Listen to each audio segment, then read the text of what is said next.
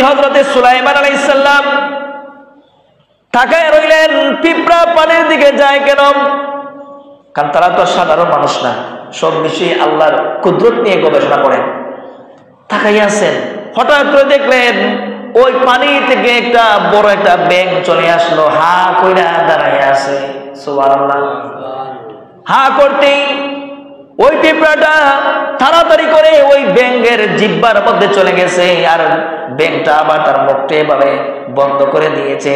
হঠাৎ করে ওই ব্যাঙটা একটা ডুব দিছে। সুবহানাল্লাহ। কি করছে? পানির মধ্যে ডুব দিছে।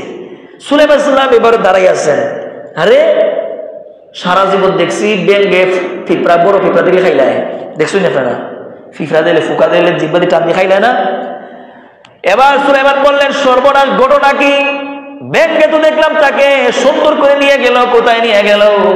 এবার সুলাইমান তাকে রয়েছে, কিছুক্ষণ পরে যে সময় আবার ব্যাঙটা পানির উপরে বাইসা আসছে। সুবহানাল্লাহ। আবার আগের মতন হা কইরা ভাবে দাঁড়াই আছে। ওই পিঁপড়াটা যেভাবে লিফট থেকে একজন মানুষ নিচে আসে, ওইভাবে ওই ব্যাঙের জিহ্বা থেকে ওই পিঁপড়াটা আবার ওই ব্যাঙের জিহ্বা থেকে মাটির মধ্যে চলে এসেছে। জোরে বলেন সুবহানাল্লাহ।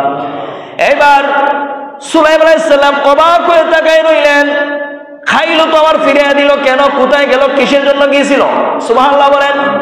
পিঁপড়াকে ডাক দিলেন, ও আল্লাহর সৃষ্টি পিঁপড়া, এদিকে দাঁড়াও, আমার একটা প্রশ্নের উত্তর দিয়ে যাও।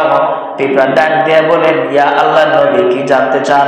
আল্লাহর নবী সুলাইমান ডাক দিয়ে বলেন, ও পিঁপড়ারে, আমি দেখলাম তুমি তোমার মুখের মধ্যে একটা গম নিলা, নেওয়ার পরে দেখলাম পানির দিকে গেলা, যাওয়ার পরে দেখলাম ব্যাঙের জিহ্বার মধ্যে গেলাম, মুখের ভিতরের মধ্যে গেলা, আবার দেখলাম ওই ব্যাঙটা তোমাকে মুখটাকে ডাইকা আবার পানির নিচে ডুব দিয়া চলে গেল, আবার আসলা, কোথায় গেছিলা? কিসের জন্য গেলা? কার কাছে গেলা? জোরে কোন সুবহানাল্লাহ।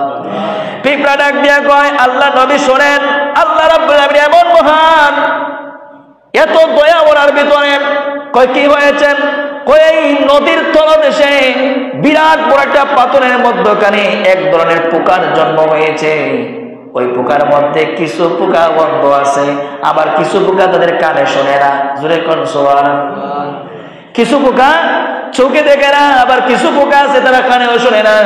ওই তাদের জন্য আমার আল্লাহ রাব্বুল আলামিন তাদের রিজিকের জিম্মাদার আমাকে বানাইয়া দিয়েছে। সেই জন্য তাদের রিজিক ছিল এই গমের টুকরা। আমি ওই গমের টুকরাকে মুখের মধ্যে নিলাম, কিন্তু আমি তো পানির নিচে যাইতে পারবো না। ওই পানির নিচে সফর করার জন্য আল্লাহ রাব্বুল আলামিন ওই ব্যাঙকে আমার জন্য নৌকা বানাইয়া দিয়েছে।